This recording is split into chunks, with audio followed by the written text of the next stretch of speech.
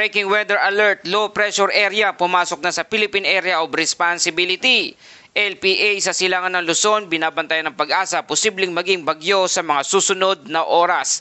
Asahan ng tuloy-tuloy na ulan sa ilang bahagi ng Luzon at Visayas ngayong gabi hanggang bukas. Mga kababayan, tuluyan nang pumasok sa Philippine Area of Responsibility ang isang low pressure area na ilang araw nang binabantayan ng DOST Pag-asa. Ngayong araw, October 16, 2025, opisyal nang nasa loob ng Philippine Area of Responsibility ang naturang low pressure area o LPA na posibleng lumakas pa at maging isang tropical depression sa mga susunod na oras. Magandang araw Pilipinas, ito ang Pilipinas Weather ngayon. Kung bago ka lang sa ating channel, please like, share, and subscribe para lagi ka updated sa panahon. Salamat sa iyong suporta. Mga kababayan, kumpirmado na ng Pag-asa ang low pressure area o LPA na ay nasa loob na ng Philippine Area of Responsibility. Pumasok na ito at sa bandang alas 3 ng hapon ngayong araw, ang lokasyon nito ay tinatayang nasa layong 960 km silangan ng Bicol Region. Ang galaw nito ay bahagyang kumikilos pakanlura. Isa na itong low pressure area. Maulap na kalangitan at may pag-ulan sa Luzon, Visayas at Mindanao na magiging epek sa buong rehiyon. Mga kababayan, ibig sabihin nito simula ngayong gabi hanggang sa weekend, makakaasa tayo na mas madalas na ang ulan lalo na sa silangan ng bahagi ng bansa. Kung nasa Bicol ka, Quezon, Aurora o Samar, maghanda na sa tuloy-tuloy na ambon at posibleng lumakas pa ito. Ang LPA o low pressure area ito ay nagdadala ng scattered rain at thunderstorm sa Metro Manila, Calabarzon, Central Luzon at Bicol Region dahil pa rin ito sa pagsanib ng low pressure area o LPA at easterlies na maaaring magkaroon ng flash flood at landslide lalo na sa mga mabundok at mabababang lugar. Kung maglalakbay ka ngayong gabi, iwasan na muna ang mga rutang madalas binabaha.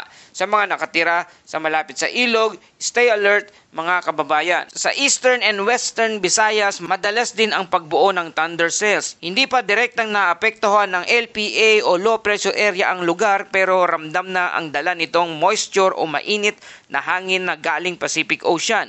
Ito yung tipikal na panahon na kahit maaraw sa umaga, biglang didilim sa hapon. Kaya't huwag kalimutang magdala ng payong at kapote kung ikaw ay lalabas ng bahay. Sa Caraga at Davao Region, posible rin ang biglaang buhos ng ulan dahil sa localized thunderstorm. Ngunit sa ngayon, hindi pa direktang naapektuhan ng low pressure area o LPA. Mga kababayan, sa Mindanao patuloy pa rin tayong mag-i-alerto. Alam nyo naman, minsan kahit malayo ang LPA o low pressure area, yung ulan niya ay aabot pa rin sa inyo kapag humila ang habagat at easterlies. At para sa ating wind and coastal conditions sa Luzon at Visayas, light to moderate winds, northeast to east na may alon na 0.6 to 1.8 metrong taas. Sa Mindanao, light to moderate seas, south to east, southeast to east na may alon na 0.6 to 1.2 metrong taas. Good news po, wala pang gale warning kaya pwede pang pumalaot ang mga bangka ang ating mga kababayang mangingisda. Pero kung merong thunderstorm sa dagat, iwas muna sa laot.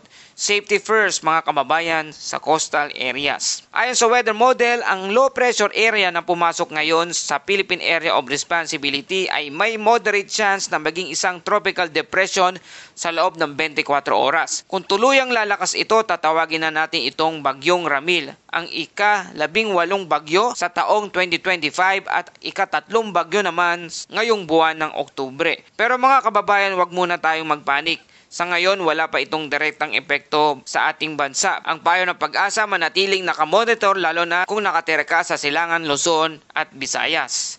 Kung mapapansin ninyo, halos linggo-linggo may nabubuong low pressure area o bagyo sa Pacific. Ibig sabihin, active pa rin ang ating intertropical convergence zone at mataas ang sea surface temperature. Kaya naman mga kababayan, habang papasok ang amihan season, hindi ibig sabihin ay tapos na ang tag-ulan.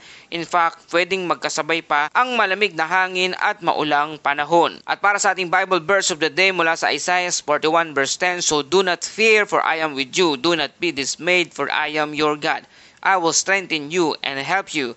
I will uphold you with my righteous right hand." Mga kababayan, sa gitna ng mga ulan na bagyo, LPA o kalamidad, ang Diyos pa rin ang ating lakas at sandigan.